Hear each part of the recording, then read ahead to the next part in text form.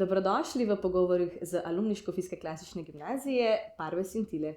Danes gostimo alumno Urško Šavli, alumno, ki se je na Škofijsko klasično gimnazijo vpisala leta 2001. Lepo pozdravljena. Živijo, pozdravljena. Za začetek, kdo je danes Urška Šavli? Kako bi se opisala? Najprej bi rekla, da sem žena, mama, podjetnica, zobozdravnica, članica skupnosti in po novem tudi Belokranjka. Kakšna si bila pa kot otrok? Recimo, kaj si sanjala, kaj si želela postati in kaj te je potem vodilo na Škofijsko klasično gimnazijo? Pravzaprav nisem že od otroštva, niso bile to moje sanje. Še v 3. letniku nisem vedela, kaj bi pravzaprav pisala, kam bi šla naprej na faks. Vseeno me je mogoče malo bolj zanimalo naravoslovje. Me je pa mogoče v to pot malo usmerila pol tudi moja zobozdravnica, ker je bila vedno zelo prijazna, strpna. Mogoče je tudi to botrovalo temu, da nisem imela nikoli težav in meni je bilo pri zobozdravniku vedno lepo. In sem si rekla, zakaj pa ne. Kot otrok sem živela v Ljubljani, v Šiški, z mamo, z očetom, sestro, živeli smo v bloku. Recimo, če zdaj primerjam otroštvo mojih otrok ali pa moje, jaz se nisem skoraj nikoli igrala zunaj, medtem ko moji otroci se pa zdaj lahko igrajo zunaj, ker živimo na vasi in to je zame ena zelo velika vrednota in velika dodana vrednost. No, glede na, če primerjam z mojim otroštvom, se mi zdi, da je njihovo otroštvo drugačno. Ne vem, ali je lepše ali ne, ampak ja, to je to. Kako pa to, da si se potem vpisala prav na Škofijsko? Kaj te je vodilo do tja? Kdo te je usmeril sem? Pravzaprav šole niti nisem kaj dobro poznala, par znancev je že hodilo na Škofijsko, ampak ko sem prišla na informativni dan, sem rekla, to je to, ker prej sem šla še mislim, da na Poljane, pa še na eno gimnazijo, ampak ko sem videla tako urejenost te stavbe, pa neko, zdaj bi mogoče temu rekla energijo, že ko sem prišla sem noter, ne vem, vse mi je bilo tako nekako urejeno, prijetno, prostorno, vse je bilo tako nekako po regalcih, kar zelo paše tej moji naravoslovni duši, ki želi imeti vse po predalčka. No, tako da mislim, da me je to najbolj prepričalo. Potem pa itak tudi ta skupnost, ki se je zgradila v Škofijski, se mi zdi, da to je res nekaj, kar je redkost. Tako da je zelo dragoceno. Na Škofijsko klasično gimnazijo si vpisala leta 2001. Kako je takrat izgledalo življenje tukaj na tej gimnaziji? Najprej mi je bilo zelo všeč to, da je bilo vse urejeno, da je bil nek tak red, predvsem pa mi je bilo dobro vzdušje med sošolci. Se mi zdi, da je bilo zelo veliko tega sodelovanja, pomoči en drugemu, da smo res bili tudi kot razred povezani, kar je velika prednost duhovnih vaj, ki smo jih imeli tudi kot razredi in vseh teh naših ekskurzij, kjer smo se dodatno povezali, ker takrat mi je bilo to mogoče samoumevno. Ampak šele potem, ko sem šla na faks, sem videla, da ni samoumevno, da je razred tako povezan, da si pomagajo med sabo, da je bilo na drugih šolah mogoče več rivalstva, da smo tu živeli v enem takem mehurčku, ki je bil zelo dobrodošel za dijake, ker to je ravno neka taka kritična starost, ko lahko napačna družba mladostnika povleče v popolnoma napačno smer. In tu ni bilo niti drog, ni bilo kriminala, ni bilo takih stvari in se mi zdi, da je res neke prave vrednote so nam tu vcepili, kar je zelo koristno. Ker ko si ti enkrat star 19-20 let, ko greš na faks, je to vseeno lažje navigirati, vseeno si malo bolj zrel, kot pa pri 15, ko misliš, da si res že odrasel in pameten, a v resnici si res še otrok. Pa je bil na šoli kakšen zaposleni, mogoče profesor ali kakšen drug, ki je vplival na to, da si danes to, kar si in ti je mogoče bil v zgled? Ja, zelo v spominu mi je ostala profesorica Dragica Fabjan, ki nas je učila latinščino in predvsem s tem, ker je bila taka drobna, ampak je imela v razredu neko tako prezenco, da si noben ni upal niti pisniti. In mogoče tudi to, pri njej sem dobila prvi cvek v življenju. In tako razočaranje in tak neuspeh na začetku, te v resnici naredi pol močnejšega.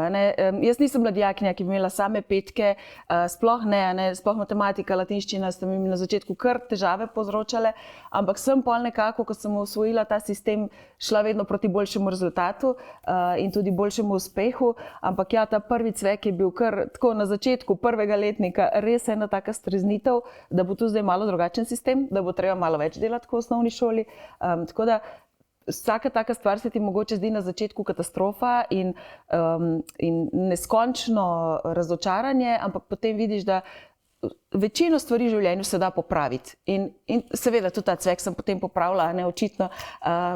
In najbrž ni bil pol tudi edini, sploh, ki je bil še v gimnaziji, ampak vse te stvari se da premagati. No? In to je dejansko ena taka lekcija za življenje. No? Ja. Kaj pa recimo obšolske dejavnosti? Si poleg šolskih obveznosti imela tudi kakšen hobi in kako si usklajevala hobije z vsem delom, ki ga prinaša šola? Bila sem bolj posvečena takrat glasbi, kar sem zdaj čisto zanemarila. Takrat sem igrala tudi saksofon, še v glasbeni šoli tu v zavodu. Bila sem tudi v mladinskem zboru, to je bil res en tak moj zelo prijeten hobi. Na Viču v župniji, čeprav sem iz Šiške drugače, ampak sestro sva hodile na Vič, na pevski zbor. To je bilo tudi res krasno, zelo lepo smo se imeli, veliko smo hodili okrog, tudi v tujino smo šli parkrat. To je bilo res krasno, ja. Pa ni bilo nekih težav z usklajevanjem vseh obveznosti. Se pa spomnim, da sem v času gimnazije res prebrala toliko knjig, kot po moje potem nikoli več. Tako leposlovja in tega obveznega domačega branja, tako da to je bil tudi en moj hobi. Zanimivo. Kaj pa kakšna anekdota ali pa kakšen spomin iz Škofijske klasične gimnazije se ti je kakšna tak vtisnila tako prav res v spomin? Ja, najbolj se spomnim kakih prigod iz ekskurzij.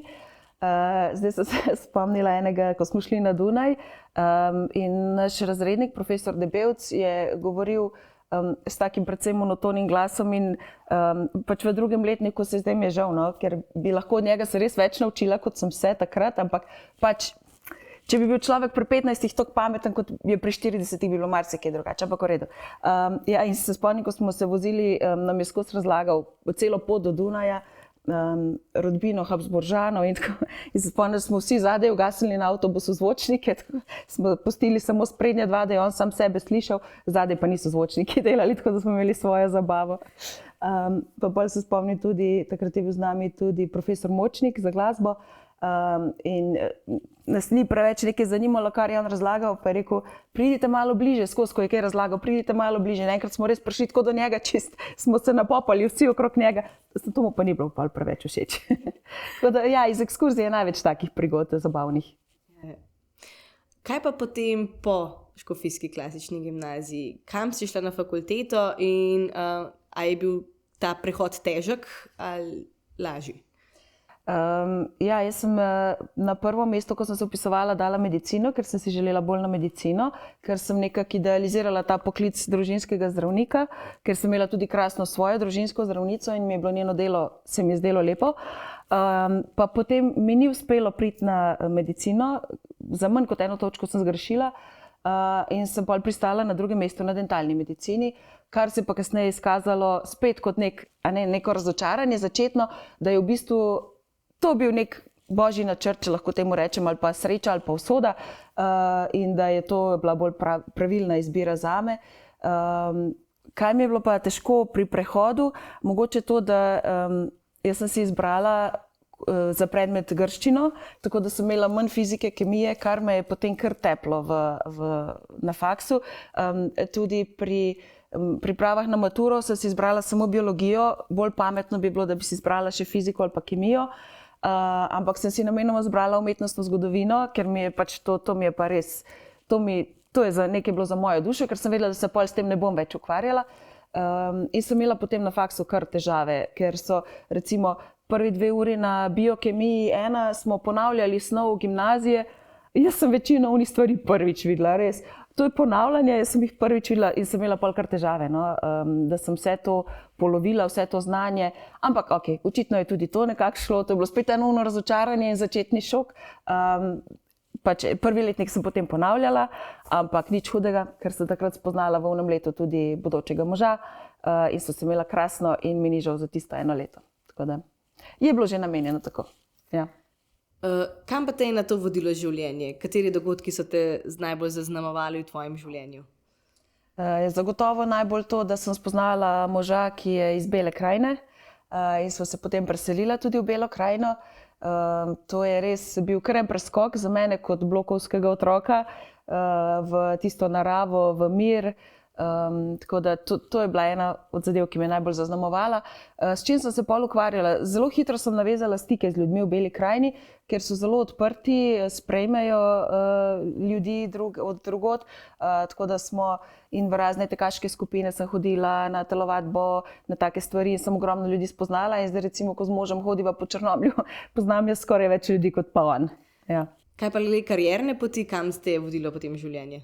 Potem takoj po pripravništvu, oziroma že za čas pripravništva sem se zaposlila v zdravstvenem domu v Črnomlju, ker je bila moja želja že od nekdaj, da bi rada imela družino, da se bom bolj temu posvetila, da bom v zdravstvenem domu zobozdravnica, da mi bo to vseeno omogočalo neko work-life balance. Žal, ne vem, imamo lepši slovenski izraz, nimamo, ne?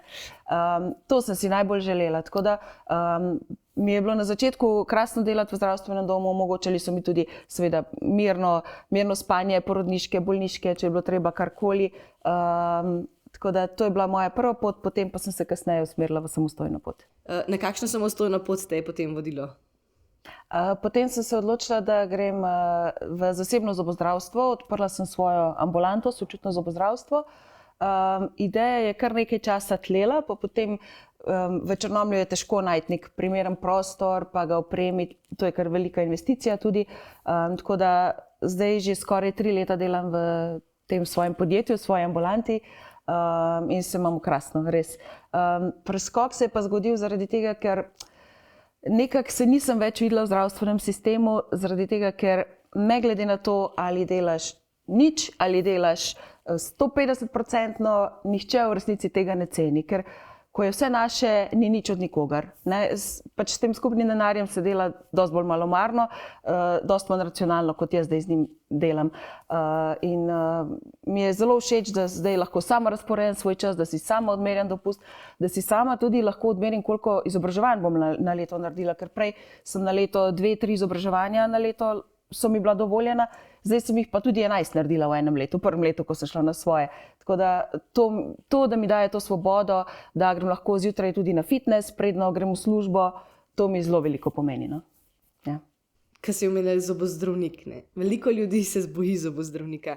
Kakšen pa je tvoj pristop do tega, da morda ta strah lahko premagajo tako odrasli kot otroci? Imaš kakšne posebne pristope v svojem sočutnem zobozdravstvu? Ja, potrudim se, da se osredotočim na vsakega pacienta posebej, da ga sprejmem kot človeka, da ga pozdravim, mu dam roko, ga pogledam v oči. Ta strah je res huda stvar, ampak ta strah je pridobljen. Nihče se ne rodi s strahom pred zobozdravniki, tako da eno je že to naše izročilo, ki ga prenašamo, a ne kot recimo to, da se bojimo pajkov, da se bojimo zobozdravnikov, to je kar neka taka folklora, ki se prenaša med nami. Ja, drugače pa mislim, da ta človeški stik, ko v bistvu človek vidi, da sem jaz tudi samo človek, da nisem nek robot, ki mu želi slabo. Predvsem pa to, vedno pacientom rečem, če jim je karkoli neugodno, če rabijo pauzo za dihanje, če jim nekaj ne bo ok, naj prosim dvignejo roko. Se mi zdi, da kot človek zgubi tisto občutek, da ne ve, kaj se mu dogaja, da nima nadzora, to je najhujše. Tako da, če imajo to možnost, da dvignejo roko, je dosti lažje. Pa zdaj sem še po priporočilu ene kolegice, ki je otroška zobozdravnica nekje na Štajerskem, je na enem predavanju povedala, ona ima pa prav loparček za policaja in da otrokom prav ta loparček, da ga lahko dvignejo. To jim je pa še bolj zabavno. Sicer pol se bolj z lučko igrajo, ki ima gor lučko, ampak v redu, deluje ta pristop.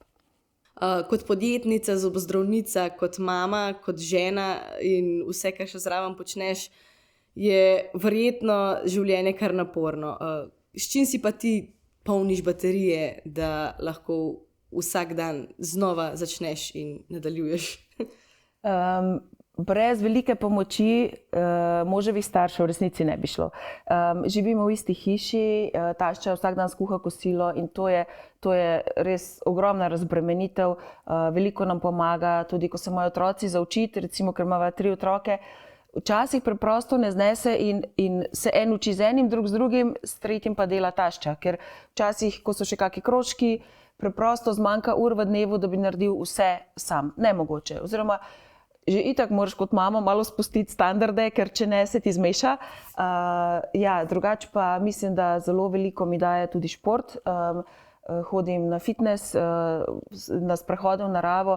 Mislim, da to je res en tak reset, ki zmanjša tudi stres in je zelo nujen, sploh pa pri našem poklicu, kjer imamo res neugodno držo in večina mojih vrstnikov oziroma večina ljudi bi imela težave s hrbtenico, če se ne bi ukvarjala športom. Tako da večina zobozdravnikov se tudi ukvarja športom, ker drugače bi bili pri 40 že vsi invalidi. Ker je zelo naporen poklic za hrbtenico, imamo tako dvojno zvito držo, pa tudi psihično je včasih kar naporen poklic, tako da to gibanje v naravi je res en tak reset. Kaj pa recimo kot podjetnica? Kakšni so izzivi kot mladega podjetnika v današnjem času? Ja, to je pa res ena zadeva, ki ne moreš si misliti, koliko ene papirologije, pa koliko enih papirjev je s podjetjem, dokler tega ne poskusiš. Ker prej, ko sem delala v zdravstvenem domu, sploh nisem vedela, da obstaja nek dokument, ki ga moraš napisati, kako boš ravnal z odpadki, pa take zadeve, ki še lepo jih vidiš, ko jih moraš sam narediti, ali pa recimo zdaj so ustanovili agencijo za kakovost v zdravstvu in smo mogli na vrat na nos v enem mesecu dati poročilo o kakovosti v letu 2025, pa sploh ni bilo nič predpisanega, kako in kaj. V glavnem, neke zadeve birokratske, ki so bolj same sebi namen, veliko je teh zadev, tako da kar kako uro na dan sigurno porabim za te papirje, za usklajevanja, za plačevanje računov, te stvari, ki jih prej nisem videla, pa so me kar presenetile. Tako da je kar nekaj tega, ja, je kar nekaj. Pa si v podjetju sama zaposlena ali imaš še kakšno pomoč?